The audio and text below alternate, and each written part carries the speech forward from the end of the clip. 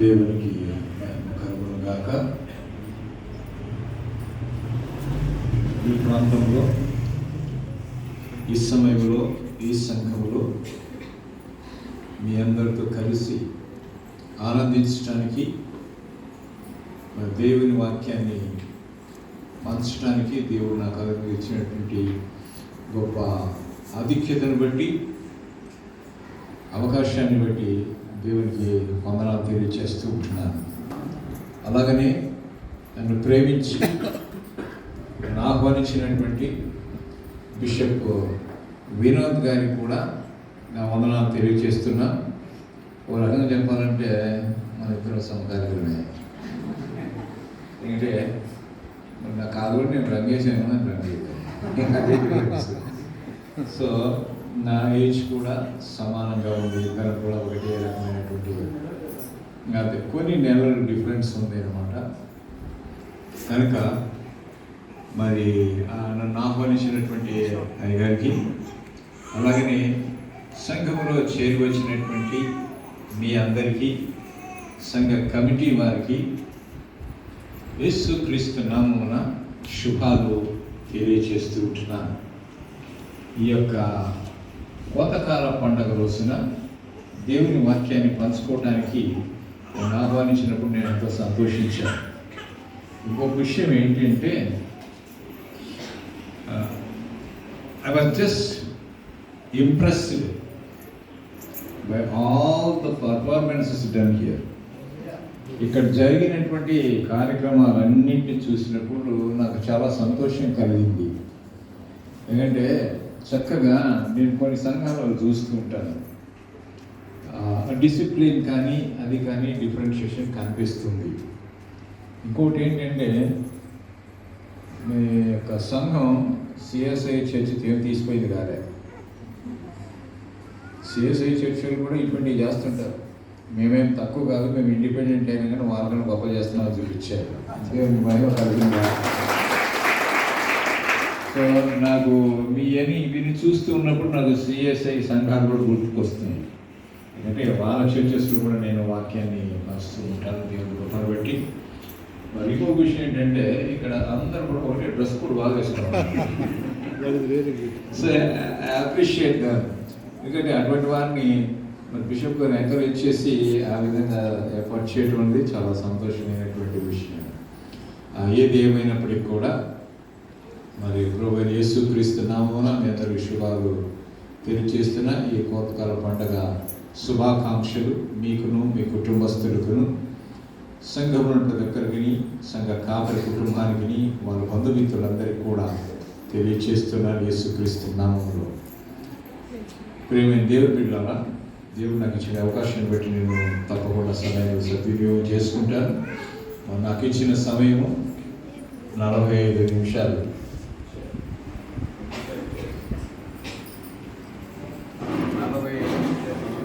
45 నిమిషాల్లో నేను ముగించవలసినటువంటి వాట అయి ఉన్నాను.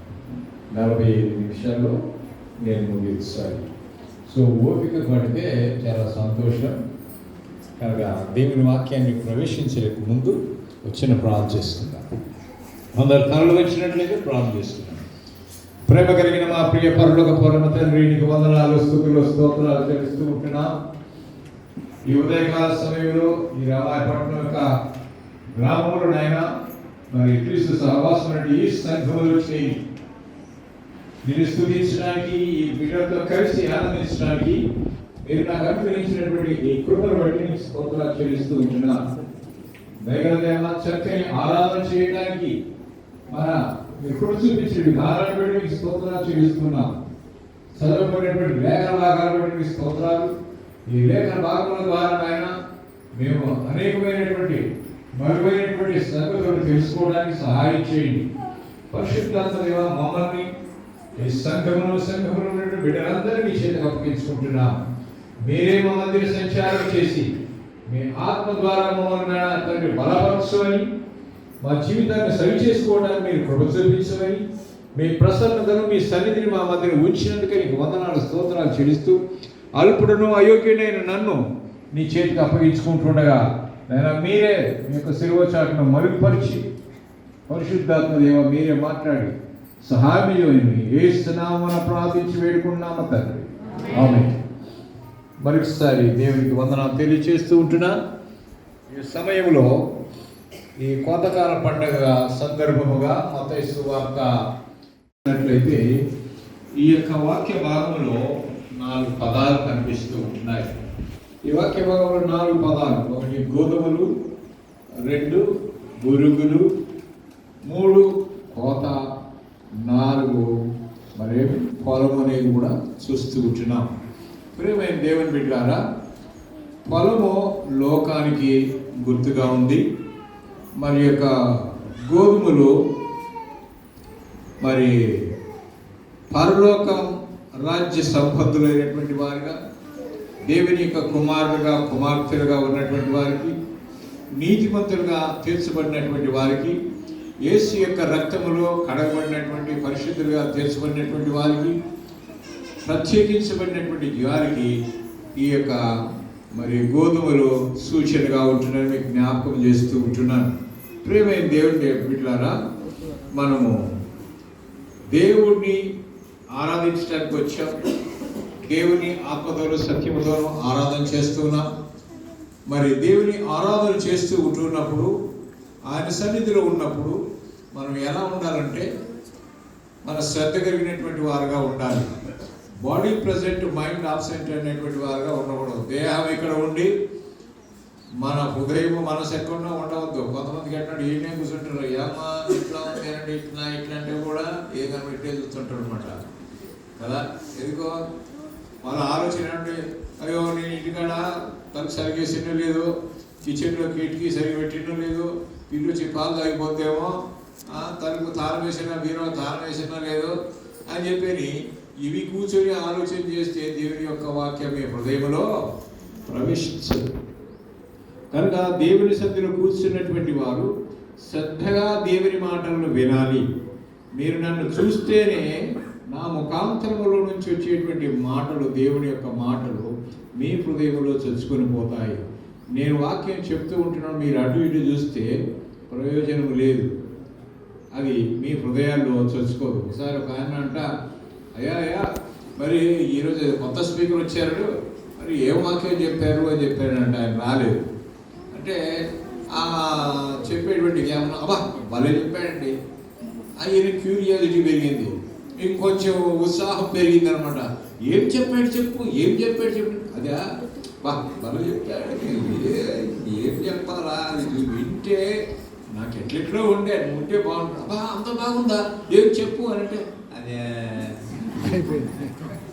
అంటే ఏం చేశారు, అసలు ఏమీ వినలేదు. అలాగే మీరు పోయిన తర్వాత ఎవరో కొత్త స్పీకర్ హైదరాబాద్ నుంచి వచ్చారంట, ఏం చెప్పారని మిమ్మల్ని అడిగితే మీరు కూడా తల మోకాకుండా ఇక్కడ ఏం చెప్పిందో అది మీరు ఏమి నేర్చుకున్నారో ఆ విషయాలు మిగతా వారితో కూడా మీరు పంచుకోవాలి. ప్రియమైన దేవుని బిడ్డలారా, మనమందరము కూడా దేవుని యొక్క బిడ్డలమై ఉంటున్నాం. యోహాను సువార్తలో మనం చూస్తాం, 1వ అధ్యాయం 12వ వచనములో, తన్ను ఎందరు అంగీకరించిరో వారికి అందరికీ దేవుని పిల్లలగుటకు అధికారం ఇచ్చెను అంటున్నాడు. మరి దేవుని కుమారులుగా తీర్చబడినటువంటి వారు పరలోక రాజ్య సంబంధులైనటువంటి వారు, పరలోక సంబంధులైనటువంటి వారు నీతిమంతులుగా తీర్చబడ్డారు. నీతిమంతులుగా తీర్చబడటమే కాకుండా వారు ఎలా ఉంటారు అంటే దేవుని యొక్క రాజ్యములో సూర్యునిలాగా ప్రకాశించేటువంటి వారుగా ఉంటారని చెప్తున్నాడు. చూడండి, మత్తయి సువార్త 13వ అధ్యాయము 43వ వచనం. మత్తయి సువార్త 13వ అధ్యాయము 43వ వచనం. నీతిమంతులు తమ తండ్రి రాజ్యములో సూర్యుని వలె తేజరిల్లుతుంటాడు. కనుక క్రీస్తును అంగీకరించినటువంటి వారు ఎవరు? అంగీకరించినటువంటి వారు నీతిమంతులు, అంగీకరించినటువంటి వారు దుష్టుల సంబంధులు అంటారు, అంటే సాతాను యొక్క సంబంధులు అంటారు. ఇప్పుడు మీరు దేవుని సంబంధులా సాతాను సంబంధులా చెప్పండి? దేవుని సంబంధులు. మరి దేవుని సంబంధులు అన్నప్పుడు దేవుని బిడ్డలుగా తీర్చబడినప్పుడు దేవుని బిడ్డలాగానే కనపడాలన్నా దయ్యం బిడ్డలా కనపడాలన్నా? దేవుని బిడ్డలాగానే కనపడాలి కదా. కనుక ప్రేమైన దేవుని బిడ్డలారా, మీరు ఒకసారి ఆలోచన చేసుకోవాలి.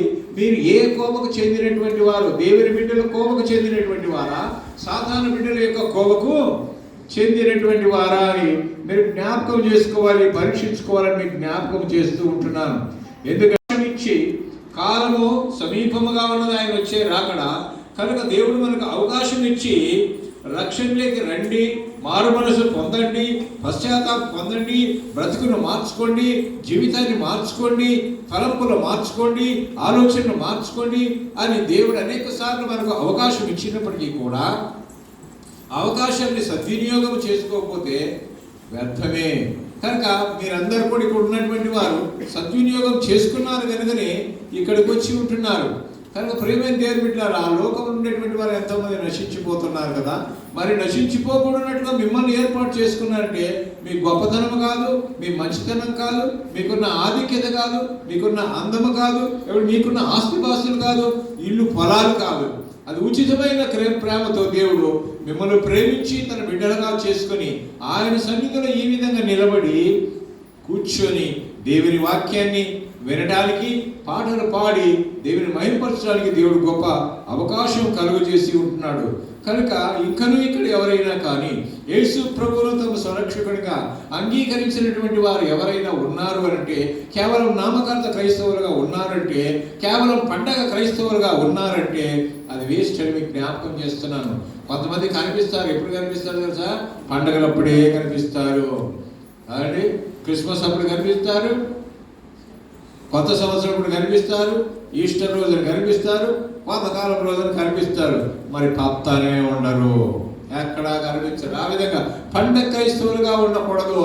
పండగ వచ్చినప్పుడు మనం సంతోషించే వారు మంచిదే, కానీ అదే విధంగా మీరు ఎల్లప్పుడూ సంతోషించాలి. దేవుని యందు, దేవుని సన్నిధిలోనే ఆనందం ఉంది, దేవుని సన్నిధిలోనే సంతోషం ఉంది, దేవుని సన్నిధిలోనే ఆరోగ్యం ఉంది, దేవుని సన్నిధిలోనే ఉజ్జీవం ఉంది, దేవుని సన్నిధిలోనే బలము ఉంది. కనుక దేవుని సన్నిధిలో ఉండే బలమును పొందుకోవాలంటే, ఉజ్జీవాన్ని పొందుకోవాలంటే దేవునితో సహవాసం చేయాలి. దేవునితో సహవాసం చేయాలంటే మీరు ఎక్కడికి రావాలి? దేవుని సన్నిధికి రావాలి. మనుష్యుడు చేయబడిన తర్వాత have you heard his silent steps అని రవీంద్రనాథ్ ఠాగూర్ గారు ఒక పుస్తకం రాశారు. ఆ పుస్తకంలో ఏం రాశాడంటే, మానవునికి కావలసిందల్లా ఇచ్చాడంట, కానీ ఒకటే ఒకటి ఇవ్వలేదంట. అది ఏంటి అని అంటే మనశ్శాంతి ఇవ్వలేదంట. అందుకనే ఒక పాట పాడారు. ఏమని ఘంటసాల పాట పాడంట, పరమాత్ముడి సన్నిధికి రావే మనస అన్నంట. యాడికి రావాలంట అంటే పరమాత్ముడి సన్నిధికి, దేవుని సన్నిధికి రమ్మని. అంటే దేవుని యొక్క సన్నిధిలో ఏముంది? శాంతి ఉంది, సమాధానం ఉంది. నువ్వు ఇంటికాడ ఎంత దుఃఖంతో ఉన్నా, ఎంత బాధతో ఉన్నా, ఎంత వేదనతో ఉన్నా, ఎంత రోగములో ఉన్నా, ఎన్ని సమస్యల్లో ఉన్నా, ఎన్ని ఇరుకుల్లో ఉన్నా, ఎన్ని ఇబ్బందుల్లో ఉన్నా, నీవు దేవుని సన్నిధికి వచ్చినప్పుడు, ఆ సమయమును దేవుని సన్నిధిలో గడుపుతూ ఉన్నప్పుడు అవన్నీ కూడా మరచిపోయి దేవుని సన్నిధిలో సంతోషిస్తావు. కానీ నీవు సంతోషించాలని సంతోషాన్ని నింపుకొని నీవు దీని యొక్క పనుల పాటలలో మీ కుటుంబంలో ఉన్నప్పుడు దేవుడు నిన్ను ఆదరించి దేవుడు నీకు సహాయము చేస్తాడు. కనుక ప్రేమైన దేవుని బిడ్డలారా, మరి కేవలము మనం ఏదో పండగ చేసుకుంటున్నామని ఇక్కడ చూస్తున్నాం. పప్పాయకాయలు, కోడిగుడ్లు, బెండకాయలు, వంకాయలు, దోసకాయలు, లడ్లు, రకరకాల నాటిపండ్లు, సీతాఫలాలు, చాలా ఇక్కడ చూడండి. ఇవన్నీ కట్టి నేను అన్నిటి ఈ వీడియో చూసాను అనమాట. బీరకాయలు నిలబడుతున్నాయి, సొరకాయలు, ఈ సొరకాయ కనిపించడం లేదు, ఇంకా కాకరకాయ అన్నీ నిలబడుతున్నాయి.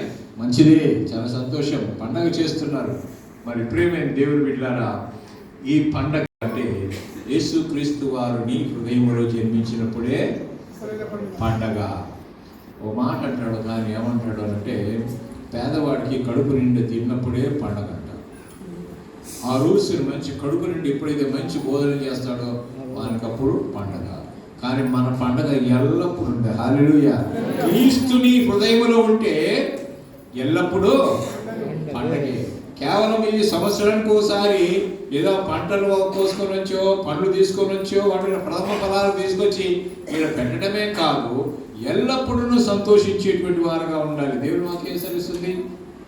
ఆనందించుడి, మరలా చెప్పుదును ఆనందించి. ఎవరందు? బలమా, అందమా, దుస్తులా, వెండి బంగారాల, దేని యందు? ప్రభువునందు ఆనందించుడి. ఎవరెందు? ప్రభువునందు, దేవుని యందు ఆనందించాలి అని. అవును ప్రియమైన దేవుని బిడ్డలారా, మరి మనము ఆనందించేవారుగా ఉండాలి. మనల్ని విమోచించి రక్షించి కాపాడినటువంటి దేవుడు మన జీవితాలలో అనేకమైనటువంటి లెక్కలేనటువంటి ఈ వెంట్రుకలు లెక్కించలేనటువంటి విధంగా దేవుడు మన జీవితాల్లో మేలు ఉపకారాలు చేస్తూనే ఉన్నాడు. చేస్తున్నా లేదా? అవునండి, చేస్తున్నాడు.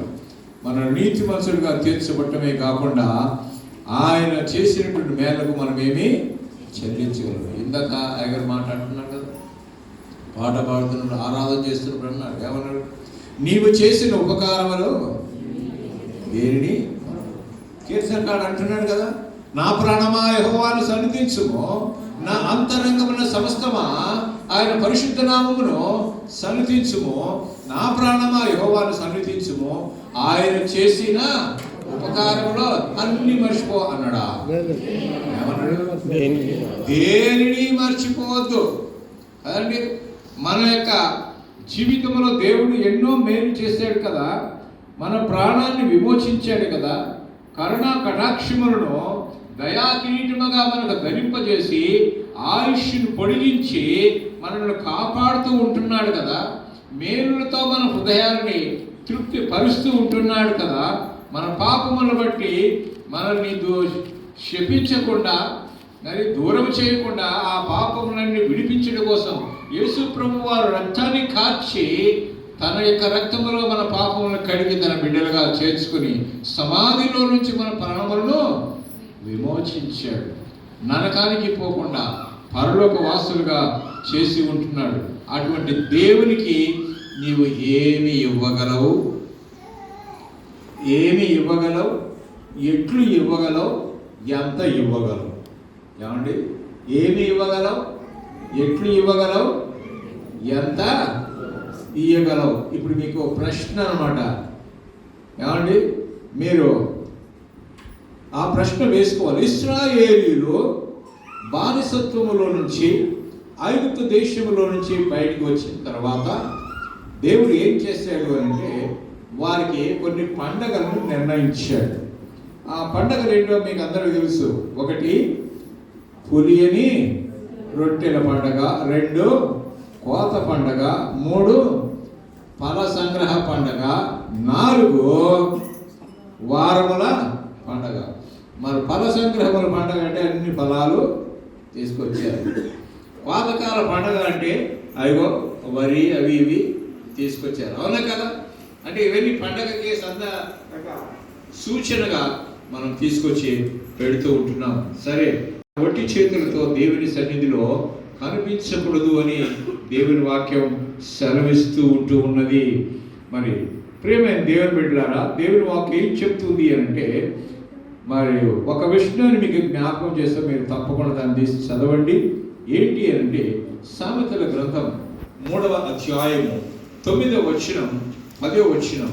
సామెతల గ్రంథం 3వ అధ్యాయం 9వ వచనం 10వ వచనం చూసినట్లయితే, నీ రాబడి అంతటిలో ప్రథమ ఫలమును నీ ఆస్తిలో భాగమును ఇచ్చి యెహోవాను ఘనపరచుము, అప్పుడు నీ కొట్లలో ధాన్యం సమృద్ధిగా ఉండును, నీ గానుగల్లో నుండి ద్రాక్షారసము పైకి పొర్లి పారును. అంటే దేవునికి ఇచ్చుట వలన నీవు అభివృద్ధిలోనికి వస్తావు. దేవునికి ఇచ్చుట వలన నీవు ఆశీర్వదించబడతావు. అందుకే కదా మీరు అందరు తీసుకొచ్చారు. సంవత్సరం అంతా దేవుడు మీకు మేలు చేశాడు కదా, సంవత్సరం అంతా మీ పంట పొలాల్లో మేలు చేశాడు కదా. కృతజ్ఞతగా మీరు ఏం చేస్తున్నారు? అందులో దశమ భాగాలనేవి మీరు తీసుకొస్తూ ఉంటున్నారు. చూడండి, లేవీ కాండము 27వ అధ్యాయము 30వ వచనం. లేవియ కాండం 27వ అధ్యాయం 30వ వచనం. మీ భూధాన్యములలోనేమి, వృక్ష ఫలములలోనేమి, భూఫలములన్నిటిలోనూ దశమ భాగము ఎవరి సొమ్ము? నీ సొమ్ము కాదు, నా సొమ్ము కాదు. ఎవరి సొమ్మది? యెహోవా సొమ్ము.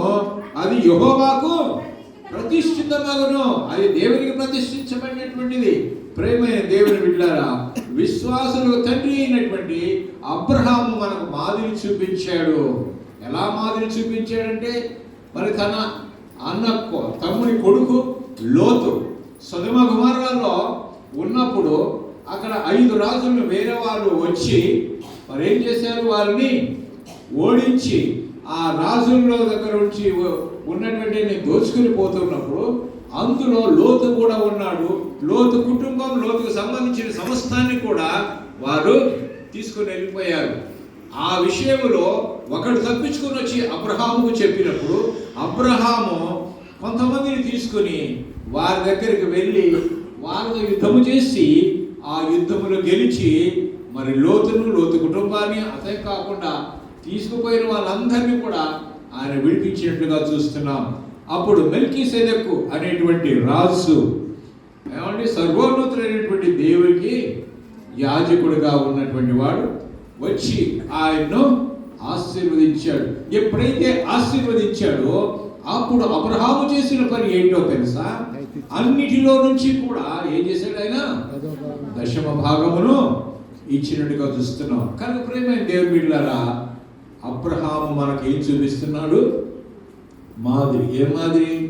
పుచ్చుకునే మాదిరి, ఇచ్చే మాదిరి? ఇచ్చే మాదిరి. మనం లేదో తెలుసా? పుచ్చుకునేదే చూస్తారు కానీ ఇచ్చేది తెలియదు మనకి. మనకి ఎప్పుడు ఇచ్చేది లేదు. మనం ఎప్పుడు త్యా త్యా త్యా ఈ అంటే మనం ఎప్పుడు కూడా కింది చేయి పెట్టేటలాగే కనిపిస్తున్నాం కానీ పై చేయిగా లేదు. దేవుని నువ్వు ప్రేమిస్తున్నట్లయితే, దేవునికి ఇచ్చినట్లయితే నీ చెయ్యి ఎలా ఉంటుందంట? పై చేయిగా ఉంటుంది, ఇచ్చే చేయిగా ఉంటుంది. మీరు పుచ్చుకునే చేయిగా ఉన్నది అని అంటే దేవుని మీరు హృదయపూర్తిగా ఏం చేయటం లేదు? ప్రేమించడం లేదు. కనుక ప్రేమ దేవుని బిడ్డలారా, మీకు జ్ఞాపకం చేస్తాను. మరి అలాంటప్పుడే ఇయ్యాలి అంటున్నారు కదా అయ్యగారు. మరి ఎంత ఇయ్యాలి? ఏం చేయాలి?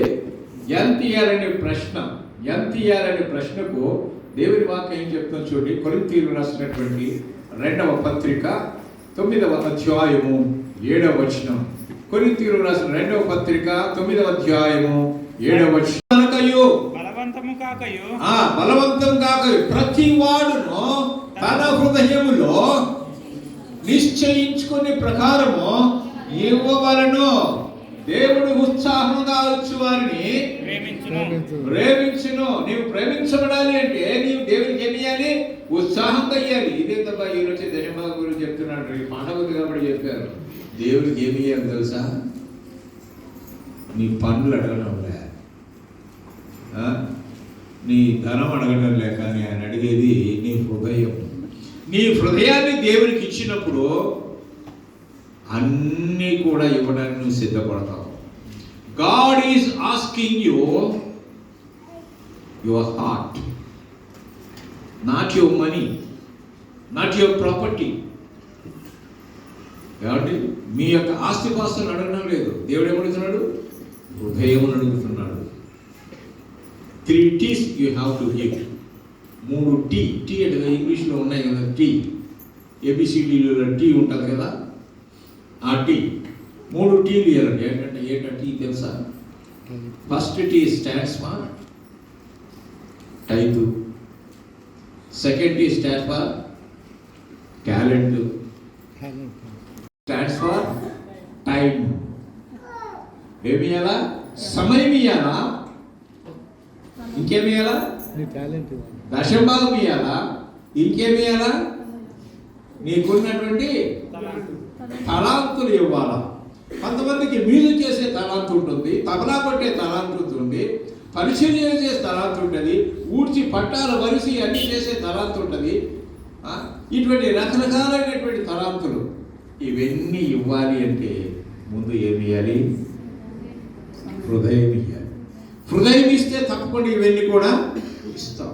కనుక ప్రేమ దేవుని బిడ్డలారా, దేవునికి 3 ఇవ్వాలి అంటే మనల్ని మనం సిద్ధపరచుకొని దేవా నేను పాపిని గ్రహించాలి. దేవునికి ఇచ్చేటువంటి వారు ఎలా ఇయ్యాలంట?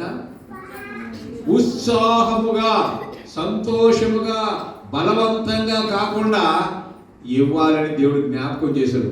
పిసిరితనంగా ఇవ్వకూడదంట. పిసినారు వాళ్ళు ఉంటారు కదా, ఇస్తే పోతుందేమో, ఇస్తే పోతుందేమో అని. పిసినాసితనం ఉండకూడదు. ధారాళముగా ఇచ్చేవారుగా ఉండాలి. దేవుని వాక్యం ఏం చెప్తుందో తెలుసా? కొంచెముగా విత్తువాడు కొంచెమే వస్తాడు. విస్తారంగా ఇచ్చినటువంటి వాడు విస్తారంగా సమృద్ధిగా మరి పంటను కోస్తాడు. దేవుడికి ఇచ్చేవాడు ఎప్పుడు కూడా చెడిపోడు. ఎవరికైనా దేవుడికి ఇచ్చి చెడిపోయిన వాళ్ళు ఉన్నారు? ఎవరన్నా? నా దృష్టిలో ఇంతవరకు దేవుడికి ఇచ్చి చెడిపోయిన వాళ్ళు ఎవరు లేరు. అందరూ బాగుపడిన వాళ్ళే ఉన్నారు. అలా మీరు అందరు ఇస్తున్నా, మీరు ఇస్తుంది లేదు నాకు తెలుసు, మీ అయ్యగారికి మీకే తెలుసు కదా. కానీ ఇవ్వకపోతే ఈరోజు ఒక నిర్ణయం తీసుకోవాలా. ఏమియాలా? దేవునికి ఇవ్వాలా. ఇచ్చే విషయంలో మీకు ఒక జ్ఞాపకం చేస్తాను. ప్రేమైన దేవుని బిడ్డలారా, మీరు ఈరోజు పొద్దున్నే వచ్చేటప్పుడు మొంగడిగారా? మొంగడుకుంటారా? కడుకుంటారా? ఉత్త మీతో పనులు పెట్టుకుంటారా? పనులు కావురా? అయ్యో పనులు కావరా? చదువుకున్నారు కదా, బ్రష్ వేసుకోలేరా? ఏం పేస్ట్ వేసుకున్నాను? కోల్గేట్ వేసుకున్నారా? ఇక వేరే వాళ్ళా? చాలా పేస్ట్లు ఉన్నాయి కదా, క్లోజప్లని, సెన్సోడైనవి. ఓహో చాలా ఇప్పుడు ఆమె సెన్సోడైన్ వస్తుంది, పండ్లు ట్యూబ్ అనుకుంటా కదా. మరి కాల్గేట్ అనేది రకరకాలైన క్లోజప్లని ఇవన్నీ ఉన్నాయి కదా. మరి కోల్గేట్ అనేది కంపెనీ పేరా మనిషి పేరా? మనిషి పేరే కదా. మరి కాల్గేట్ అనేటువంటి వాడు ఎటువంటి వాడు తెలుసా మీకు? ఆయన కనిపెట్టినటువంటి ఈ టూత్ పేస్ట్ ప్రపంచంలో ప్రఖ్యాతి చెందినటువంటిది. ప్రతి గ్రామంలో కూడా, ప్రతి పట్టణంలో కూడా కాల్గేట్ తెలియనటువంటి వారు ఎవరు లేరు. కాల్గేట్ పేస్ట్ ఉపయోగిస్తూనే ఉంటారు. అయితే ఈ కాల్గేట్ యొక్క తండ్రి పేరు విలియం కాల్గేట్. ఈ వాళ్ళ అమ్మ పేరు ఈ విలియం కాల్గేట్ తండ్రి పేరు రాబర్ట్ కాల్గేట్. అయితే ఆ అన్నదమ్ములు ఇద్దరు, ఒక చెల్లి. కనుక వాళ్ళలో ఒక ఆయనేమో విలియం కాల్గేట్. మరి ఈ విలియం కాల్గేట్ 1783 సంవత్సరం మరి జనవరి 25వ తారీఖున జన్మించాడు. అలాగా 19 సంవత్సరాలు అయిపోయిన తర్వాత 19 సంవత్సరాల సమయానికి తనకు ఒక తలంపు వచ్చింది, నేను ఒక బిజినెస్ చేయాలి. కనుక అతను ఒక బిజినెస్ స్టార్ట్ చేశాడు, వ్యాపారం. ఆ వ్యాపారం చేసినప్పుడు ప్రారంభంలో అతని సోప్స్, మరి క్యాండిల్స్ ఇవన్నీ కూడా పెట్టి వ్యాపారం చేశాడు. కొన్ని సంవత్సరాలకి ఏమైందంటే అతనికి నష్టం వచ్చింది. నష్టం వచ్చిన తర్వాత ఒక పోర్ట్ దగ్గర పనిచేయడానికి కుదురుకున్నాడు. పడవను నడిపేటువంటి ఒక కెప్టెన్ ఉన్నాడు. ఆ కెప్టెన్ క్రైస్తవుడు. అతడు దేవుని గురించి సువార్తను ఈ విలియం కాల్గేట్కు చెప్పడం జరిగింది. ఆయన చెప్తూ 4 మాటలు చెప్పాడు ఆయనకి. ఏంటి చెప్పాడు అని అంటే, అన్నిటిలో కూడా ప్రథమ స్థానము దేవునికి ఇవ్వాలి, ఇది మొదటిది. రెండోది ఏంటి అంటే హృదయాన్ని దేవునికి ఇవ్వాలి. మూడోది ఏంటంటే ప్రతిరోజు కూడా దేవుని చిత్తం కోసము ప్రార్థన చెయ్యాలి. నాలుగవది ఏంటి అంటే తను సంపాదించినటువంటి సంపాదన నుంచి 10వ భాగము దేవునికి ఇవ్వాలి. అలాగా మరి ఆ మాటల చేత మరి ప్రభావితుడైనటువంటి వాడు ఇవ్వటానికి మొదలుపెట్టాడు. మరి ప్రఖ్యాతిగాంచినటువంటి ఒక సువార్తికుడు మేసన్ అనేటువంటి ఒక వ్యక్తి ద్వారా మరి ఆత్మీయంగా అతను బలపడి దాని తర్వాత తను 10వ భాగం ఇవ్వడం మొదలుపెట్టాడు. మొదట 10% ఇచ్చాడు. 10% ఇచ్చిన తర్వాత బాగానే అభివృద్ధిలోకి వచ్చింది. దాన్ని ఏం చేశాడు? 20%కి పెంచాడు. ఇంకా అభివృద్ధిలోకి వచ్చింది. దాని తర్వాత ఏం చేశాడు? 30% పెంచాడు. ఈ విధంగా ఇచ్చడం వలన నాకు చాలా దేవుడు ఇస్తున్నాడని చెప్పి ఏం చేశాడు తెలుసా? తన లాభంలో 90% ఇచ్చి 10% పెట్టుకున్నాడు. ఎంత ఇచ్చండి? 90%. 100 రూపాయలు ఇస్తే 90 రూపాయలు దేవుడికి ఇచ్చి తను ఎంత పెట్టుకున్నాడు? 10 రూపాయలు. మనం ఏం చేస్తాం తెలుసా? 10 రూపాయలు ఇచ్చి 90 రూపాయలు మనం పెట్టుకుంటాం కదా. ఆయనకు మనకు మాదిరిగా ఉంటున్నాడు. అంటే దేవునికి ఇచ్చి అభివృద్ధిలోనికి వచ్చిన వాళ్ళని మనం చూస్తున్నాం, కానీ దేవునికి ఇచ్చి చెడిపోయిన వాళ్ళు ఎవరు లేరు. కానీ మనం ఏం చేస్తాం? ఎప్పుడు కూడా మనము వెనకంజ చేస్తాం, ఇవ్వడానికి మన చేతులు రావు. ఒక విషయం జ్ఞాపకం చేసుకోండి ప్రియమైన దేవుని బిడ్డలారా, ఏంటి అని అంటే కాల్గేట్ను ఒకరికి గుర్తుపెట్టుకోండి. కాల్గేట్ ఏ విధంగా అభివృద్ధిలోనికి వచ్చాడు?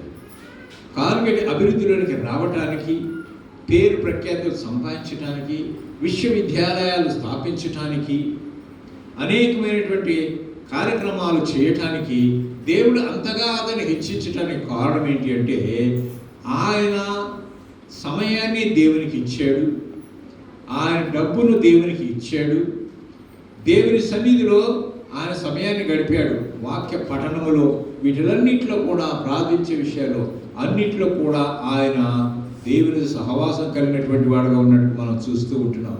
ప్రేమే దేవుని బిడ్డలారా, మరి ఎంత ఇవ్వాలి అన్నప్పుడు మనం ఎంత వేయాలి? 10% వేయాలి. వర్ధిల్లిన కొలది ఇవ్వాలి. పాత నిబంధనలో చెప్పబడింది ఏంటి? 10వ భాగం. కొత్త నిబంధన వచ్చేటప్పటికి వర్ధిల్లిన కొలది అంటే నీవు ఇంకా ఎంత అభివృద్ధిలోనికి వస్తావో అంతకన్నా ఎక్కువగా ఇస్తూ ఉండాలి. ఉదాహరణకు మీకు అర్థమవడానికి చెప్తాను నేను. మీరు కరెంటు బిల్లు ట్యాక్స్ కడుతూ ఉంటారు. ట్యాక్స్ 100 రూపాయలు వచ్చింది అనుకోండి, బై మిస్టేక్ మీరు 100 రూపాయలు బదులు 110 రూపాయలు కట్టారనుకోండి, అప్పుడు నువ్వు ఏం చేస్తావు? నేను 110 రూపాయలు కట్టానని సరిపోయింది అని అంటావా? ఏమంటావు? యాయా 100 రూపాయలు కట్టి నేను ఎక్స్ట్రా 10 రూపాయలు చిన్న ఎక్స్ట్రా పైసలు ఏంటి? ఎందుకు మరి 100 రూపాయలు మర్చిపోతావు కానీ 10 రూపాయల మీద పడతావు అంటే ఎక్స్ట్రా ఏం పే చేసావా అని. మరి నువ్వు దేవునికి 10 ఇస్తున్నావు అంటే కేవలం అది ఒక ట్యాక్స్ లాగా అంతే. ఇవ్వవలసింది అది ప్రిస్క్రైబ్డ్, అది నిర్ణయించబడిందే ఇస్తున్నావు. కానీ ఎక్కువ ఇస్తే దేవునికి ఇచ్చినట్టు. ఒక 10 రూపాయలు ఉన్నాయంటే నీకు 10 రూపాయలు దశభాగం ఇవ్వాలంటే నువ్వు ఎంత ఇవ్వాలి? అందులో 10గా తీయాల్సింది 10 కన్నా ఎక్కువ ఇవ్వాలి. అప్పుడే నీవు ఇచ్చినట్టు.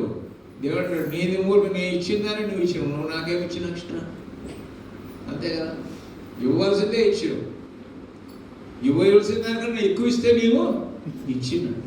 కనుక మనము వర్ధిల్లిన కొలిది ఇవ్వాలి అని చెప్పేసి దేవుని వాక్యం చెబుతూ ఉంటుంది. కనుక ప్రియమైన దేవుని బిడ్డలారా, ఇప్పుడే కానీ మనం ఏదైనా ఇస్తే ఎవరో చూడాలి అనో, ఏదో నా పేరు ప్రఖ్యాతి రావాలి అనో, నా పేరు చదువు 10 అంటాడు. అయ్యగారు నేను దశమంది నా పేరు చదువు కదండి. పేరు కోసం కాదు మనం ఇవ్వాల్సింది.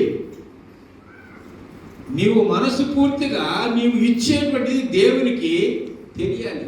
మనం ఏం చేస్తాము? అందరికీ తెలియో ఇతను దశభాగం ఇచ్చాడు అందరూ తెలుసుకోవాలన్నట్టు. కనుక ఆ విధంగా ఉండకూడదు. ఎవరో చూస్తారనో, లేకుంటే ఎవరో మెచ్చుకోవాలనో, లేకుంటే మంచి పేరు తెచ్చుకోవాలని మనము దశభాగాలు ఇవ్వకూడదు. కానీ దేవునికి భయపడి, దేవుని ఆజ్ఞకు లోబడి మనం ఇచ్చేటువంటి వారుగా ఉండాలి. సనుక్కొనకుండా, కొనుక్కోకుండా సంతోషంగా ఇచ్చేటువంటి వారుగా ఉండాలి. ఒక కుటుంబాన్ని మీకు జ్ఞాపకం చేస్తాను. అపోస్తలుల కార్యములో మనం చూస్తాం ఏంటంటే 5వ అధ్యాయంలో 1 నుంచి 10 వచనాలు గమనించి చూస్తున్నాం. అప్పుడు ఉన్నటువంటి ఆది క్రైస్తవులు ఏం చేశారంటే తమకున్నటువంటి వాటిని అన్నింటినీ కూడా అమ్మి అపోస్తలుల యొక్క పాదముల చెంత పెడుతూ ఉన్నారు. అయితే వాళ్ళల్లో ఒక కుటుంబం ఉంది, భార్య భర్తలు. వాళ్ళు బాగా తెలుసు కదా మీకు. ఎవరు? అననీయ సప్పీరా. ఈ అననీయ సప్పీరా అనుకున్నారు కదా, ఏమనుకున్నారంటే అరే అందరూ కూడా తీసుకొచ్చి అపోస్తలుల పాదముల దగ్గర పెడుతున్నారు కాబట్టి వాళ్ళు మంచి పేరు వస్తుంది, మనం ఏం చేద్దామంటే మనం కూడా మంచి పేరు సంపాదించుకుందాం. కాబట్టి మనం మంచి పేరు సంపాదించుకోవాలంటే ఏం చేద్దామంటే మనకున్నటువంటి పొలాన్ని మనం ఏం చేద్దాం? అమ్మేద్దాం. నువ్వు ఎంత కమ్మింది వాళ్ళకి తెలియదు కదా, నువ్వు ఎంత ఉంచుకున్నది తెలియదు కదా. మనం ఏం చేద్దాం? అమ్మేసి కొంత మనం తీసి పెట్టుకొని మిగతా తీసుకుపోయి అక్కడ ఇచ్చేద్దాం. ఒకవేళ వాళ్ళు ఇంతకే అమ్మినారా అని అడిగితే అవును ఇంతకే అమ్మినాము అని నువ్వు చెప్పాలి, నేను చెప్పాలి. ఎంత ఏకీభావం ఉంది చూడండి. దేంట్లో దాచుకునే దాంట్లో, అబద్ధమాడే దాంట్లో ఏకీభవిస్తాడు. కొంతమంది చెప్తుంటారండి అబద్ధాలు. ఇంట్లో ఏం చేస్తాడు, అప్లోడ్ వచ్చాడు అనుకోండి, లేడే చెప్పు. ఆ ఇంట్లోనే ఉంటాడు, ఏమని చెప్పిస్తాడు పిల్లలకి, లేడు మా నాయన లేడని చెప్పు. ఉన్నట్టు నాకు దగ్గు వచ్చింది, దక్కింది అనుకో, ఏదో ఎవరో ఎంత వినపడుతుంది కదా, దగ్గుతున్నాడు, మీ నాయన దగ్గరినట్టే ఉంది కదా అని. అంటే నువ్వు అబద్ధాన్ని దాచగలవా? దాచలేవు కదా. ఇక్కడ వీళ్ళు ఏం చేస్తున్నారంటే హరణీయ సభ్యురాలు కూడబలుక్కొని ఆ పేతురు గారి దగ్గరికి పోయి దాన్ని వాళ్ళు ఇవ్వవలసింది ఆడ పెట్టిన తర్వాత పేతురు గారు ఏమన్నారు, మీరు ఇంతకే అమ్మారా అంటే అతను ఏమన్నాడు, అవునండి అన్నాడు. ఎందుకు మీరు పరిశుద్ధాత్మను మోసపుచ్చుటకు సాతాను ఎందుకు మీ హృదయములను ప్రేరేపించను అంటే వాళ్ళు సాతాను యొక్క ప్రేరేపణకు లోబడినటువంటి వారై అక్కడ అబద్ధం అన్నారు. అందుకని పేతురు ఏమంటున్నాడు, మీరు మనుషులతో కాదు దేవునితోనే అబద్ధం. నీవు అమ్మినప్పుడు ఆ డబ్బు నీదే, నీ దగ్గరికి అది వచ్చినప్పుడు అది నీ దగ్గరే ఉంది కదా, మన అన్నప్పుడు నువ్వు ఎందుకు అబద్ధం చెప్పావు అంటున్నానే. అతను ఏమైపోయాడు, అక్కడనే చనిపోయాడు. అది తెలియక 2 గంటల తర్వాత భార్య కూడా వచ్చింది. భార్య కూడా వచ్చిన తర్వాత అదే ప్రశ్న, ఇంతకే అమ్మారంటే వాళ్ళ ముందు కూడా కలుపుకున్నారు కదా, నేను ముందు పోయినా నువ్వు ముందు పోయినా ఏం చెప్పాలా, ఇదేం చెప్పాలి, ఇంతకే వినమని చెప్పాలా, ఎక్కువ వినమని చెప్పదు, దాచుకున్నామని చెప్పొద్దు అని. మరి ఆ మాట అంటే మీరు ఎందుకు ఏకీభవించి తిరిగిట్టున్నాడు చూసారండి. నీ భర్తను మోసుకుపోయిన వారి కాళ్ళు ఏమండి గడప దగ్గర నిన్ను కూడా మోసుకుంటారు. వెంటనే పడి చనిపోయిందా లేదా చూడండి. ఆ డబ్బు వాళ్ళ దగ్గర ఉన్నప్పుడు వాళ్ళ సొంతమే కదా. వారు ఒకవేళ అయ్యా మేము ఇంతకు అమ్మాము, అంతలో కొంత మేము తీసుకున్నాము, మిగతాది మేము ఇవ్వాలనుకుంటున్నాము అని చెప్పి ఉండుంటే బాగుండేది. అబద్ధం అనాల్సిన అవసరం ఏముంది? అంత కుతికి మీదకి వచ్చినట్టు, ప్రాణం మీదకి వచ్చినటువంటిది ఏముంది? అబద్ధం ఎందుకు ఆడాలి? అయ్యా 100 రూపాయలు కమ్మినాము, 50 రూపాయలు దాచుకున్నాము, 50 రూపాయలు ఇస్తున్నాము అంటే దేవుడు వద్దంటాడా? సంతోషంగా ఇవ్వాలన్నాడు, కొనకుండా ఇవ్వాలన్నాడు. మరి అలాంటప్పుడు నేను 50 ఇవ్వాలనుకున్నాను, ఇచ్చేయి. మరి నీవు అమ్మి ఇప్పుడు లేదు నువ్వు ఇంతకే ఉన్నదానికి ఇచ్చేస్తున్నాను అబద్ధం చెప్తే, మరి అబద్ధం ఆడిన దాని వల్ల నష్టం జరిగిందా లాభం జరిగిందా అంటాడు కదా. ఉన్నది బాగా పుచ్చుకోవడం బాగా అంతేనే కదా. అలాగా ఉన్నదంతా బాయ్, డబ్బు బాయ్, ప్రాణం బాయ్, రెడ్డి బాయ్, ఏమన్నా లాభం పొందారా? కనుక ప్రియమైన దేవుడి బిడ్డలారా, మనం ఎప్పుడే కానీ మరి అబద్ధం ఆడేటువంటి వారుగా దేవునికి ఇచ్చే విషయాలలో మనం వెనకంచి వేయకూడదని మీకు జ్ఞాపకం చేస్తున్నారు. ప్రియమైన దేవుడి బిడ్డలారా, వీరి ప్రవర్తన మనకు ఒక పాఠం నేర్పుతూ ఉన్నది. మనం ఏది ఇచ్చినా యథార్థంగా స్వచ్ఛమైన హృదయంతో సంతోషంగా మనము దేవునికి ఇవ్వాలి.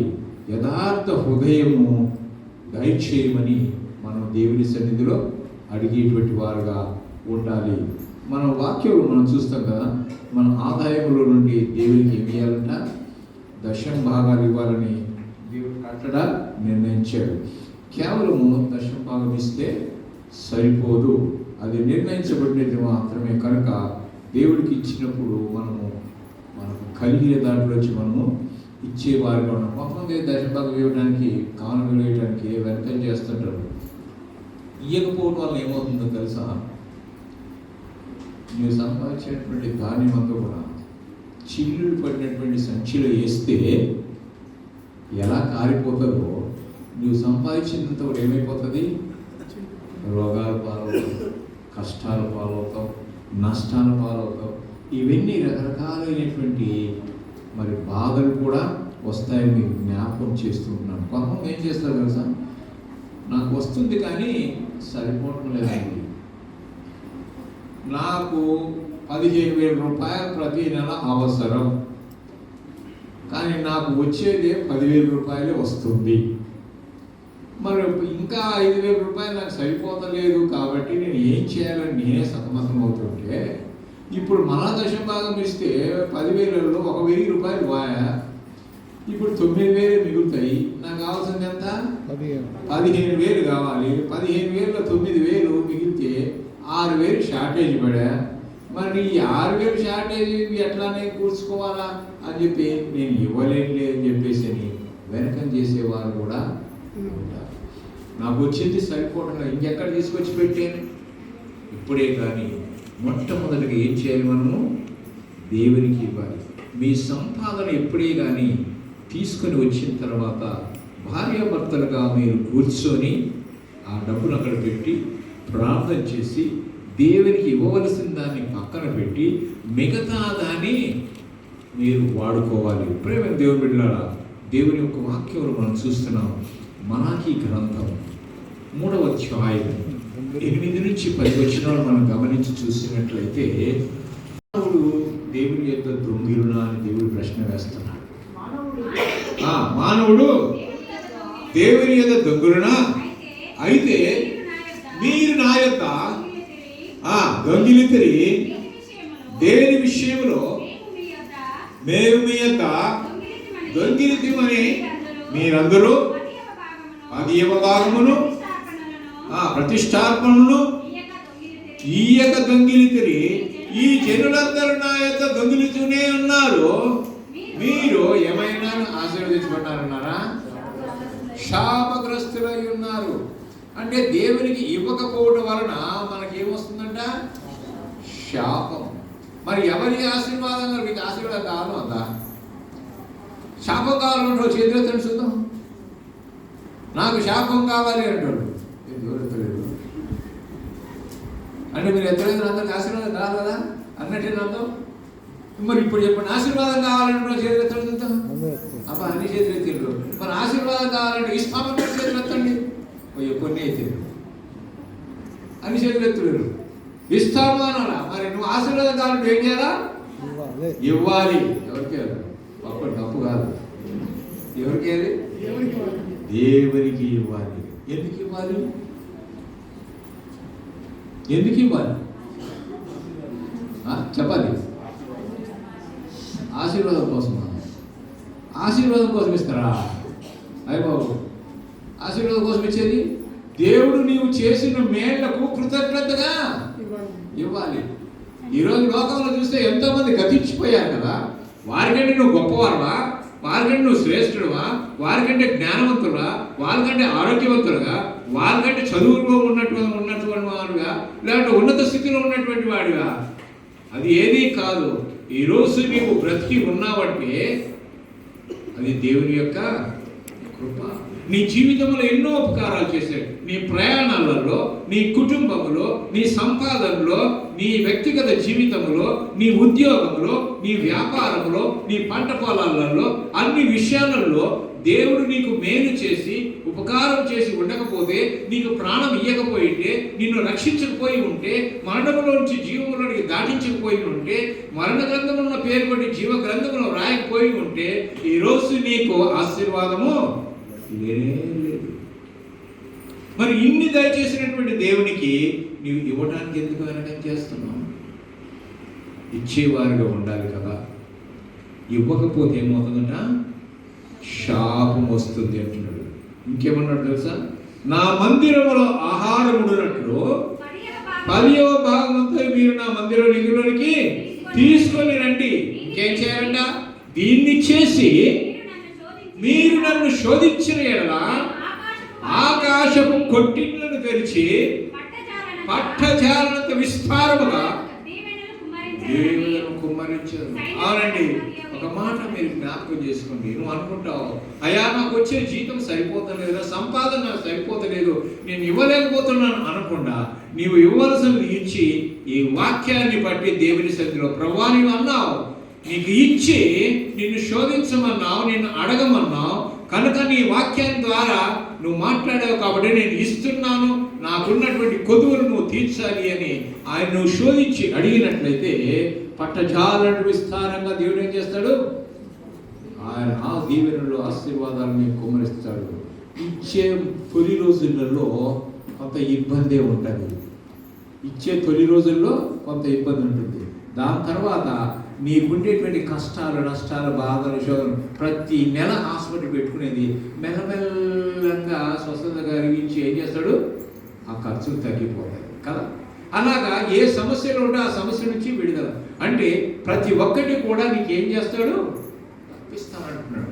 కనుక నీవు స్వస్థతగా కలిగి ఉండాలంటే, నీవు ఆరోగ్యంగా ఉండాలి అంటే, నీవు దీవించబడాలి, నీ పిల్లలు ఉన్నత స్థానంలోనికి రావాలి అంటే, నీ ఉద్యోగంలో ప్రమోషన్ రావాలి అంటే, నీ పొలంలో పంట మంచిగా రావాలి అని అంటే, నీవు చేసేటువంటి అన్ని విషయాలలో కూడా దేవునికి ప్రథమ స్థానము ఇవ్వాలి. ఇశ్రాయేలులు ఏం చేశారు, దేవుడిచ్చినటువంటి ఆజ్ఞను వాళ్ళు పాటించారు. వాటితో పాటు ప్రధాన విషయాలను మాత్రం వాళ్ళు విస్మరించారని యేసు ప్రభువారు అంటున్నాడు. అనేక సార్లు పరిసయ్యులను చూసి ఏమన్నాడు తెలుసా, అంధులైన మార్గదర్శకులని, గుడ్డివారని, సున్నము కొట్టిన సమాధులు అని, సర్ప సంతానము అని అనేక విధాలుగా చెప్పారు. మీరంతా బాగానే చేస్తున్నారు. వాళ్ళు ఏం చేస్తున్నట్ట, పుదీనాలోను, జీలకర్రలోను, సోపులోను దశం భాగం ఇస్తున్నారు. కానీ వారు చేయవలసినవి మాత్రము మర్చిపోతున్నారు. ఇవన్నీ పైన పటారంలోన పైన చూడండి, మేడి పండు చూడు, మేరిపై ఉండు, దాని పొట్ట విప్పి చూడు, పురుగులుండు. బాగానే అందంగా తెలుసు, లోపలంతా కుళ్ళు, కుతంత్ర, ఈర్ష్య, ద్వేషం. వాడు బాగుపడుతున్నాడు, మనం ఓర్చుకోలేదు. ఇదే కామమోహము, లోభముల వాత్సల్యాలతో నిండిపోయినటువంటి ఈ హృదయాన్ని దేవునికి ఇస్తే శుభ్రపరిచి నిన్నేం చేస్తాడు, పరిశుద్ధునిగా చేశాడు. పరిశుద్ధునిగా చేసినప్పుడు నీవు పరిశుద్ధమైన దేవునికి నాటకు లోపడి నీవు దేవుని ప్రేమించేవాడుగా, ఇచ్చేవాడిగా నీవు నిండా ఉండాలి. ఆయన నేర్పించినటువంటి మాటలు మనం నేర్చుకొని ఆ మాదిరిగా మనం నడుచుకోవాలి. అయితే ఇక్కడ ఉన్నటువంటి వారు ఏం చేస్తున్నారో తెలుసా, వాటిని పాటించడం లేదు. ఇస్తున్నాను, ఆచార ప్రకారంగా ఇస్తున్నాను. ఇప్పుడు మీరేమి తీసుకొచ్చిన ఆచార ప్రకారంగా తెచ్చారా, ప్రేమపూర్వకంగా తెచ్చారా, ఇష్టపూర్వకంగా తెచ్చారా, పాస్టర్ గారు ఎందుకు తీసుకురాలేదు అడుగుతారని తెచ్చారా, ఎందుకు తెచ్చారు ఇవన్నీ, ఎవరి కోసం తెచ్చారు, మీరు ఆశీర్వదించబడాలని తెచ్చారా, లేకపోతే నాకు ఇంత ఉందని చూపించుకోవాలని తెచ్చారా, ఎందుకు తెచ్చారు చెప్పండి, ఎందుకు తెచ్చారు? ఆశీర్వాదం. ఎందుకు? సంవత్సరంతట్లో కాపాడి నాకు అన్ని విషయాలు నేను చేసినటువంటి దానికి కృతజ్ఞతగా తీసుకొచ్చాను. అది కదా మీరు కృతజ్ఞత వచ్చింది. అయితే ఇక్కడ ఏం చేస్తున్నారు తెలుసా, మత్తయి సువార్త 23వ అధ్యాయం 23వ వచనం. మత్తయి సువార్త 23వ అధ్యాయం 23వ వచనం ఏమంటున్నాడు తెలుసా, అయ్యో వేషధారులైన శాస్త్రులారా, పరిసయ్యులారా, మీరు పుదీనాలోను, సోపులోను, జీలకర్రలోను 10వ వంతు చెల్లించి ధర్మశాస్త్రములో ప్రధాన విషయాలు ఏంటంటే, ప్రధాన విషయాలు చెప్తున్నాను అనగా న్యాయమును, కనికరమును, విశ్వాసమును మీరు వదిలిపెట్టారట. మిగతా చేస్తున్నారు, ఇవి మాత్రం వదిలిపెట్టారట. కానీ వాటిని చేయించు, వీటిని మానవద్దు. ఏమండి, అవి ఇచ్చేది ఇవ్వాలి, నువ్వు చేయవలసినవి కూడా చెయ్యాలి. మనం ఏం చేస్తాం, చేయవలసినవి వదిలేసి ఇచ్చేటికే ఇస్తాం. అలా ఉండకూడదు. శాస్త్రుల వలె, పరిసయ్యుల వలె, సున్నం కొట్టిన సమాధుల వలె మనము ఉండనే ఉండాలి. కనుక ప్రేమ దేవుని బిడ్డలారా, మరి ఆచార ప్రకారంగా ఇచ్చేవారికి మనం ఉండకుండా మనము ఆశీర్వదించబడినటువంటి విధంగా, అభివృద్ధిలోనికి వచ్చే విధంగా మనము ఉన్నప్పుడు మనము అందులో నుంచి దేవుని మహిమకరంగా, దేవునికి సంతోషం కలిగించే విధంగా మనం ఇచ్చేవారుగా ఉండాలని మీకు జ్ఞాపకం చేస్తారు. కొన్నిసార్లు ఏం చేస్తుంటారు, మొక్కుబడి చేసుకుంటుంటారు. చాలామంది మొక్కుబడి చేసుకుంటున్నారు. ఏం మొక్కుబడి చేసుకుంటారు, నా కూతురు పెళ్ళి అయితే, నా కొడుకు ఉద్యోగం వస్తే, నాకు పలానా జరిగితే నేను ఇది చేస్తా, ఇలాంటి ఇది ఇస్తా అని అంటారు. ఒకవేళ వెంటనే జరగలేదు అనుకో, ఆ జరగలేదు కాబట్టి మరిచిపోయి మరి ఇవ్వాల్సింది ఏం చేస్తారు, ఇవ్వకుండా. ఏ జరగలేదు కదా, జరిగితే ఇచ్చేదాన్ని, జరిగితే ఇచ్చేవాడిని, జరగలేదు కాబట్టి ఎందుకు అలా అన్నారు. కానీ ఆ విషయంలో దేవుడు ఏం చెప్తున్నాడో తెలుసా? ఒకసారి చూడండి, దేవుని వాక్యం చూస్తాం. ప్రసంగి గ్రంథం 5వ అధ్యాయం 5వ వచనం. ప్రసంగి 5వ వచనం ఏమంటున్నాడు తెలుసా? ఏమన్నా, నీవు మొక్కుకొని దాన్ని చెల్లించుము, నీవు మొక్కుకొని చెల్లింపకుండా ఉండుట కంటే మొక్కుకోకుండా ఉండటమే మంచిది. నువ్వు మొక్కుకున్నావా? తప్పకుండా. ఇంకోటి జ్ఞాపకం చేస్తారు మీకు, మీరు మొక్కుకున్న తర్వాత ఇవ్వలేదు అనుకోండి, వడ్డీతో సహా లాక్కుంటాడు మనం. మీ ఇష్టం, వడ్డీతో సహా.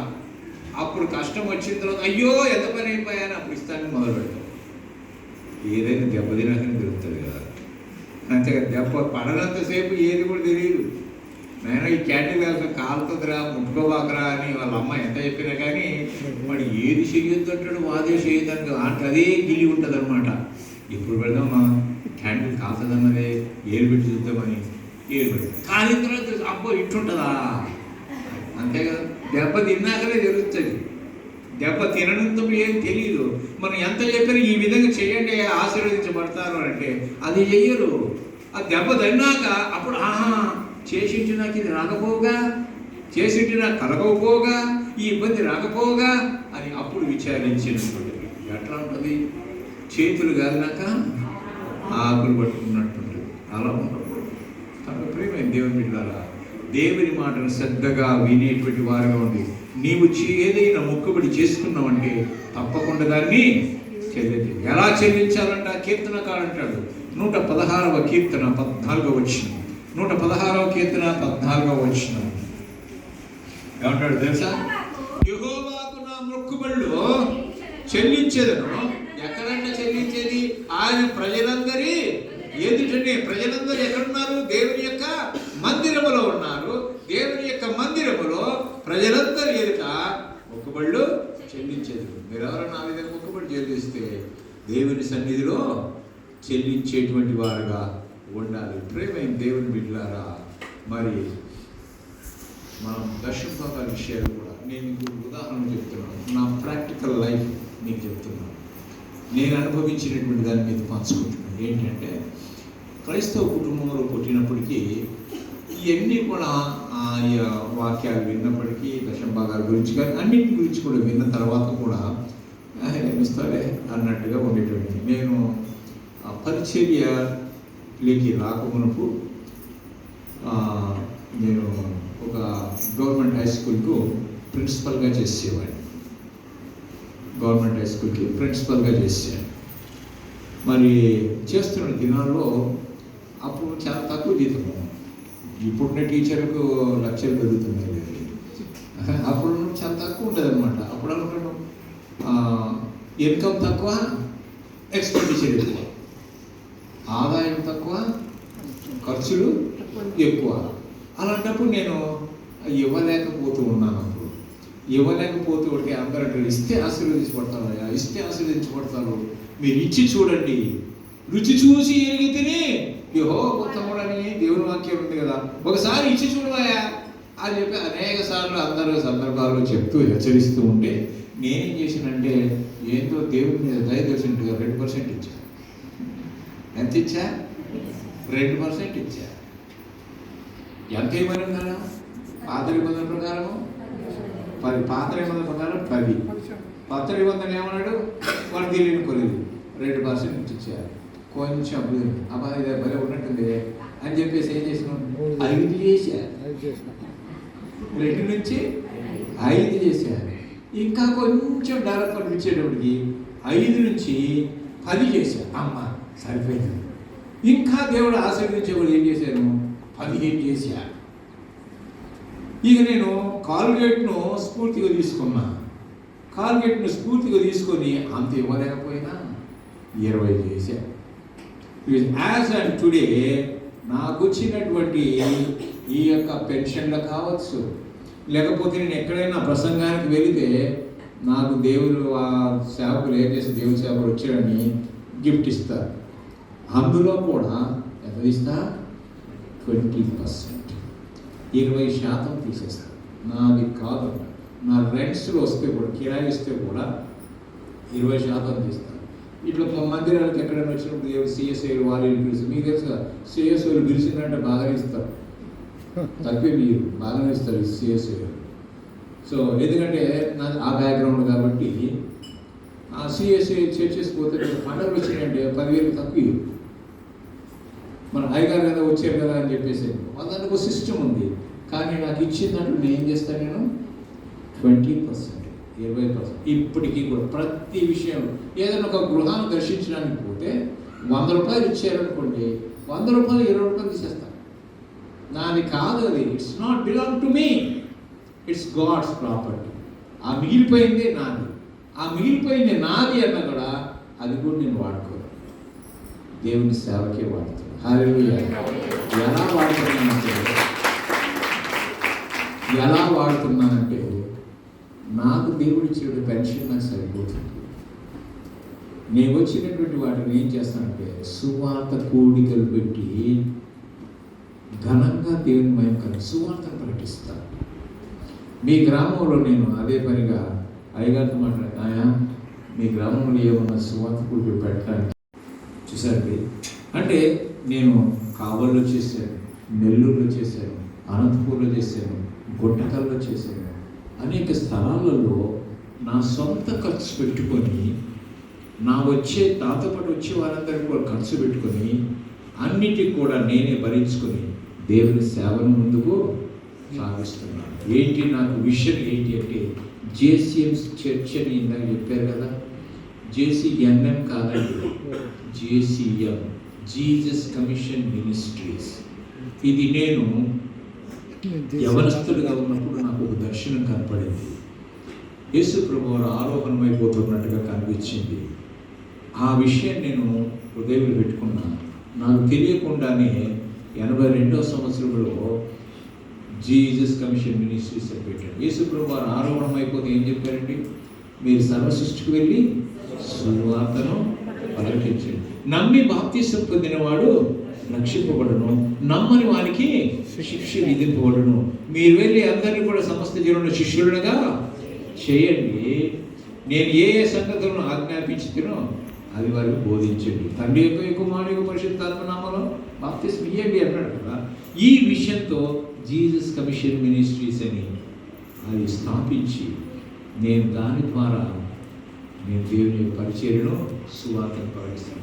నాకు ఈ అక్కడ పారిన పండు గీని పండు ఏం లేదు, నేను పారిన పండు ఇష్టమే పడను, ఎందుకంటే దొంగ లెక్కలు కావాల్సింది కదా. లెక్కలు కావాలంటే ఏదో ఒకటి అబద్ధం రాసి వచ్చేసి సాతాను ప్రవేశించి అని అందరూ పెడతారు, నీకేముంది నువ్వు దాసుకోవా అని అంటాడు వాడు. ఇప్పుడు అన్నయ్య సభ్యుల సంగతి అయిపోతుంది మరి నాకు. ఇంకా అందుకోసం మరి నేను ఏం చేస్తానంటే నాకు వచ్చిన వాటిలో కూడా తీసినటువంటి డబ్బులు, నాకు ఎక్స్ట్రా ఉన్నటువంటి వాటిలో అన్నింటిలో ఏం చేస్తుంటే పరిచర్యకు వాడుతూ ఉంటాడు. సువార్త ఒక్క ఆత్మరక్షణ పొందితే నాకు చాలు అని. కనుక నేను ఇచ్చుట వలన ఈరోజు ఈ స్థానంలో ఒకప్పుడు ఇలా ఉండేది, ఈరోజు ఇలా పుచ్చుకునేవాడిగా ఉండేవాడిని ఇచ్చేవాడిగా నన్ను చేశాడు.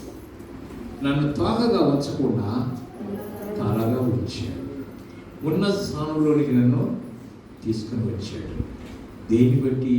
దేవునికి ఇచ్చుటను బట్టి. ఏం చేయాలండి? దేవునికి ఇచ్చుట.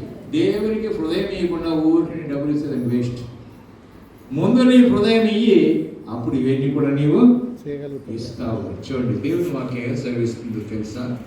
ఒకవేళ ఇస్తే లాభాలు ఏంటి అనంట? ఇస్తే ఏమి లాభాలంటే ద్వితీయోపదేశకాండం 7వ అధ్యాయం 13-14 వచనాల్లో మనం చూస్తాం. 15 వచనం వరకు నిన్ను ప్రేమించి ఆశీర్వదించి అభివృద్ధిలోని తీసుకొచ్చి నీ గర్భఫలమును, నీ భూఫలమును, నీ ద్రాక్షారసమును, నీ నూనెను, నీ పశువులను, నీ గొర్రెలను, నీ మేకలను, వీటిలన్నింటినీ కూడా, నీ సంపదలన్నింటినీ కూడా ఏం చేస్తాడు? దేవుడు దీవిస్తాడు అట. అంతేకాకుండా కఠినమైనటువంటి క్షయమైనటువంటి రోగాలు ఏవి కూడా నీకు రాకుండా దూరపరిచి నిన్ను దీవిస్తాను అంటున్నాడు కదండి. అంతేకాకుండా నీ దూరపరిచి నిన్ను ద్వేషించే వారి మీదకి వాటిని పంపిస్తాను. నీకు కాదు, నిన్ను ద్వేషించే వారి మీదకి వాటిని పంపిస్తున్నాడు. అదే ద్వితీయోపదేశకాండం 28వ అధ్యాయం 1వ వచనం. అలాగనే 14వ వచనం మనం చూసినట్లయితే భూమి మీద ఉన్న సమస్త జనముల కంటే నిన్ను హెచ్చిస్తానంటున్నాడు. ఇంకేమాట అంటున్నాడు తెలుసా? యెహోవా నిన్ను తలగా ఉంచును కానీ తోకగా ఉంచును. మీరు తలగా ఉండాలనుకుంటున్నారా, తోకగా ఉండాలనుకుంటున్నారా? సమస్త జనులు మీరు ఆశీర్వదించబడాలని ఇష్టపడుతున్నారా, లేకపోతే శాపగ్రస్తులుగా ఉండాలని ఇష్టపడుతున్నారా? తీర్మానము మీదే. ఇష్టపడరు, ఆశీర్వదించబడాలని ఇష్టపడతారు కదా. మరి ఆశీర్వదించబడాలి అంటే నువ్వు చేయవలసిన పని నువ్వు చేయాలి కదా. మరి అది చేయకుండా నువ్వు ఎప్పుడు చూసినా నేను మాత్రం నీకు ఇయ్యాలి ప్రభా, నువ్వు మాత్రం నాకు ఇయ్యి, నీ ఆశీర్వాదాలు నాకు కావాలి కానీ నా టైం కానీ నా ధనం కానీ నా సమయాన్ని లేకపోతే నాకున్నది కానీ ఏది మాత్రం నేను ఇయ్యను అన్నట్టుగా ఉంటే దేవుడు ఎలా మన ప్రార్థన ఆలకిస్తాడు, ఎలా మన ప్రార్థనకు జవాబిస్తాడు. దానికి ప్రియమైన దేవుని బిడ్డలారా, మనం దేవునికి ఇచ్చేటువంటి వారంగా ఉండాలి. ఇవ్వకపోతే ఏమి నష్టాలు జరుగుతాయో కూడా చెప్పాడు. దేవుడి కారణంలో 28వ అధ్యాయం 16 నుంచి 27 వచ్చిన వాళ్ళు చూస్తే ఏమైపోతాడంట? ఆ పట్టణంలో నీవు శపించబడతావు, శపించబడతావు, నీ గంపయు నీ పిండి పిసుకు తొట్టియు శపింపబడును, నీ గర్భఫలం నీ భూమి పంట నీ గొర్రె మేకలు అన్ని నువ్వు బయటికి పోతే శపించబడతావు, లోపలికి వస్తే శపించబడతావు, నువ్వు కూర్చుంటే శపించబడతావు, నువ్వు లేస్తే శపించబడతావు. నీకు శాపం కావాలి. మరి వద్దు అనుకుంటే నువ్వేం చేయాలా? దేవునికి ఇచ్చేటువంటి వారుగా ఉండాలి. ప్రియమైన దేవుడు ఉండాలా? ఒకసారి యేసు ప్రభు వారు మందిరంలో ఈ విధంగా ఉన్నప్పుడు అక్కడ కాంటు పెట్టారట. అందరూ ఏం చేస్తున్నాడు గమనిస్తున్నాడు యేసు ప్రభు వారు. అందరూ కూడా తమ కలిగిన దాంట్లో నుంచి ప్రతి ఒక్కరు కూడా ఏం చేస్తున్నారు? కానుకలు వేస్తున్నారు. అయితే అందులో ఒక వృద్ధాప్యం కలిగినటువంటి ఒక ఆవిడ, ముసలావిడ వచ్చింది. ఆ వస్తువు ఏం చేసింది తెలుసా? అప్పుడు ఆమె సంపాదనంతా కూడా 2 కాసులు. ఆ 2 కాసులు ఏం చేసింది? కానుక వేసింది. అంటే తనకు ఉన్నదంతా కూడా వేసింది. ఆ యొక్క సంపాదనంతా కూడా వేసినట్టుగా గమనించినప్పుడు యేసు ప్రభు వారు ఏమన్నాడు తెలుసా? ఇక్కడ వేసిన వారందరూ కూడా తమ కలిగిన సమృద్ధిలో నుంచి చేశారు, కానీ ఈమె తన జీవనం అంతయో చేసింది. అంటే వేసిన వారందరికన్నా ఎవరు ఎక్కువ ఇచ్చారని చెప్తున్నాడు. చూడండి, లూకా సువార్త 21వ అధ్యాయం 2వ వచనం.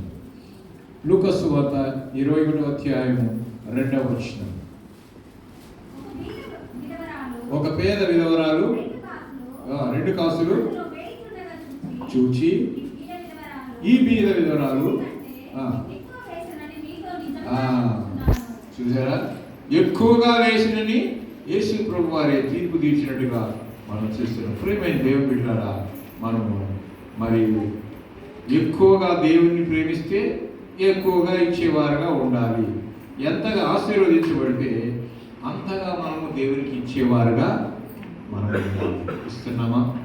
తీర్మానం మనం చేసుకుంటాం. మన జీవితాలలో మన కుటుంబాల్లో దేవుడు ఎన్నో మేలు చేశాడు, ఉపకారాలు చేశాడు. మరి దానికి నువ్వేం చెల్లించగలవు? వేలాది నదులంతా విస్తార తైలం అర్పించినప్పటికీ, ఏడాది దూడలను అర్పించినప్పటికీ, జస్ట్ కుమార్ని అర్పించినప్పటికీ ఇంకనూ అదే సరిపోనే సరిపోదు. ప్రేమ దేవుడు ఏమిచ్చి ఆయన రుణాన్ని మనము తీర్చుకోగలరు. ఎందుకంటే ఆయన మనల్ని ప్రేమించి పరలోకమును వదిలి, దూతలను వదిలి, ఆ యొక్క మహిమను వదిలి, సింహాసనాన్ని వదిలి, తండ్రిని వదిలి, సమస్తాన్ని వదిలి నిన్ను నన్ను ప్రేమించి ఈ లోకానికి వచ్చి తన ప్రాణం మన కోసం త్యాగం చేసేది. తల్లిదండ్రుల కన్నా, బంధుమిత్రుల కన్నా, అన్నదమ్ముల కన్నా, అక్క చెల్లెల కన్నా, భార్య బిడ్డల కన్నా అతీతమైన ప్రేమతో మనల్ని ప్రేమించి తన ప్రాణాన్ని శిలువలో త్యాగం చేసి ఆఖరి రక్త పొట్టు వరకు కార్చి ఆ రక్తములు మనల్ని కడిగి పవిత్రపరిచి ఆయన బిడ్డలుగా మార్చుకున్నప్పుడు ఆయనకు మనం ఏమి ఇవ్వగలం? ఏమీ ఇవ్వలేదు. కనుక మన హృదయాన్ని దేవునికి అర్పించాలి.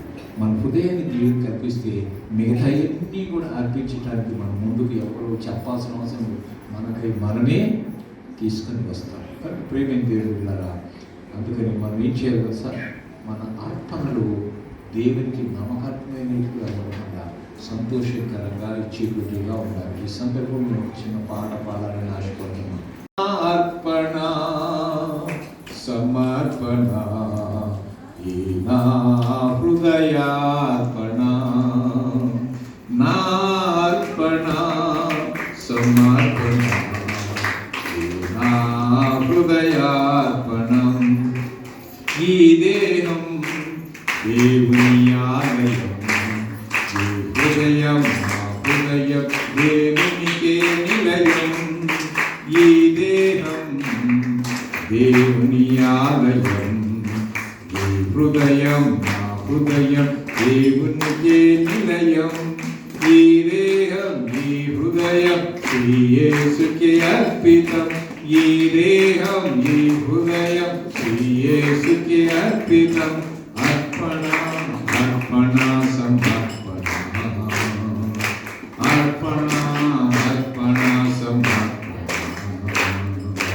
నా అర్పణ సమర్పణ నా హృదయార్పణ, నా హృదయార్పణ. ఒక లైన్ పాడి నేను రెండోసారి చెప్పినట్టు దాన్ని మీరు రిపీట్ చేయండి, మీరు నేర్చుకునండి. నా అర్పణ సమర్పణ నా హృదయార్పణ, నా అర్పణ సమర్పణ నా హృదయార్పణ. యేసుకే హృదయార్పణ, యేసుకే హృదయార్పణ. ఈ దేహం దేవుని ఆలయం, ఈ హృదయం నా హృదయం దేవునికే నిలయం. ఈ దేహం దేవుని ఆలయం, ఈ హృదయం నా హృదయం దేవునికే నిలయం. ఈ దేహం ఈ హృదయం శ్రీ యేసుకే అర్పితం. ఈ దేహం ఈ హృదయం శ్రీ యేసుకే అర్పితం. అర్పణ అర్పణ సమర్పణ, అర్పణ అర్పణ సమర్పణ. నీవు చేసిన మేలులకై చెల్లించు కృతజ్ఞతార్పణ, నీవు చూపిన ప్రేమకై అర్పింతును స్తోత్రార్పణ. నీవు చేసిన మేలులకై చెల్లించు కృతజ్ఞతార్పణ, నీవు చూపిన ప్రేమకై అర్పింతును స్తోత్రార్పణ. నీవు చూపిన త్యాగానికై చెల్లించు ప్రతిష్టార్పణ, నీవు చూపిన త్యాగానికై చెల్లించు ప్రతిష్టార్పణ. అర్పింతును జీవితాన్ని పానార్పణ, అర్పింతును జీవితాన్ని పానార్పణ. నా అర్పణ సమర్పణ నా హృదయార్పణ, నా హృదయార్పణ. ఆమేన్. ఈ పాట నా సొంతంగా నేను రాసిన పాట. నా జీవితంలో నేను ఏమి అర్పించినా కానీ దేవునికి ఇంకా కొదువని మరణ చెవిలో నుంచి నన్ను పైకి లేపాడు. నాకు 2 మేజర్ ఆపరేషన్స్. ఇప్పుడు నేను చెప్పను, ఇంకొక రోజు దేవుని చిత్తమైతే దేవుడు అవకాశం ఇచ్చినప్పుడు మీ సంఘంలో వచ్చినప్పుడు నాకు ఆ సాక్ష్యాన్ని నేను వినిపిస్తాను. 2 భయంకరమైనటువంటి అపాయాల నుంచి నన్ను తప్పించాడు. ఒకవేళ అవి విధించేయబట్టి ఈరోజు నేను ఇక్కడ ఉండేవాడిని కానీ కాదు. నా కుటుంబంలో ఎన్నో మేలు చేశాడు, ఎన్నో ఉపకారాలు చేశాడు. మరణ గండాల నుంచి, అపాయాల నుంచి, ఉపద్రవాల నుంచి నన్ను తప్పించినట్టు దేవునికి సమస్తమైన ఘనతమైన ప్రభావములు కలుగునుగాక. మీ జీవితంలో కూడా ఎన్నో ఆటంకాలు, ఎన్నో ఇబ్బందులు, ఎన్నో సమస్యలు, ఎన్నో అనారోగ్య పరిస్థితులు, ఎన్నో ఇబ్బందులు, ఎన్నో అప్పుల పరిస్థితులు ఉన్నప్పుడు, మీ పిల్లలకు వివాహాలు కానప్పుడు, మీ పిల్లలకు ఉద్యోగాలు రానప్పుడు, మీ భర్తకు ఆరోగ్యం బాగాలేనప్పుడు, మీ భార్యకు ఆరోగ్యం బాగలేనప్పుడు దేవుడు ముట్టి స్వస్థపరిచి మిమ్మల్ని ఆశీర్వదించి ఈ విధంగా దేవుని సంధిలో కూర్చొని దేవుని వాక్యాన్ని వినటానికి, దేవుని యొక్క వాక్య ప్రకారం నడుచుకోవటానికి మీకు అనుగ్రహించిన కృపను బట్టి మీరందరూ కలిసి ఒకసారి దేవునికి వందనలు తెలుస్తారా? దేవుని మహిమ కలుగును గాక. దేవుడు నన్ను ప్రేమించి మీ మధ్యకి నడిపించాడు. కొంత సమయాన్ని మీ సన్నిధిలో నేను దేవుని సమయం గడపడానికి మీతో కలిసి ఆనందించడానికి దేవుడు నాకు చెప్పబడి వందనాలు చెల్లిస్తున్నాను. అంతేకాకుండా నన్ను ఆహ్వానించినటువంటి సన్మానించినటువంటి, నేను అనుకోలేదు నాకు సన్మానం చేస్తారని, కానీ నన్ను సన్మానించినటువంటి దైవజనుడు మరి ఒకసారి రండి. సో ఈ దైవజనుడు నిజంగా గొప్ప దైవజనుడు. ఐ లవ్ హిమ్ ఏదో ఐ లవ్ హిమ్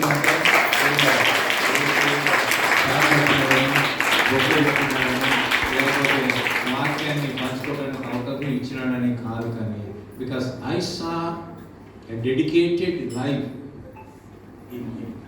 ఆయనను నేను ఒక సమర్పితమైనటువంటి ఆ సమర్పణ జీవితాన్ని నేను చూస్తూ ఉంటున్నాను. వారి కుటుంబంలో ఒకరి పరిచర్య చేస్తున్నాను. ఈరోజు నేను నిన్న ప్రియమైన దేవుని బిడ్డ మరి కుటుంబంలో అంతమంది ఉన్నా కానీ ఆ ఆధిక్యతను దైవజనునికి ఇచ్చినాడు.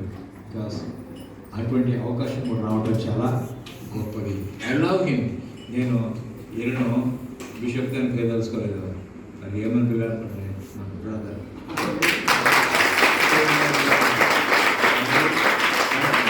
ఎప్పుడు నేను బ్రదర్స్గానే ఉండాలనుకుంటాను. దేవుని మహిమ కలుగును గాక. మీ అందరికీ కూడా యేసుక్రీస్తు నామమున మా కుటుంబం తరఫున, మా యొక్క బిషప్ మనీ థియోలాజికల్ తరఫున, మరి బిషప్ మనీ చారిటబుల్ తరఫున, మా యొక్క సంఘం తరఫున మీ అందరికీ కూడా వందనాలు తెలియజేస్తూ ఉంటున్నాను.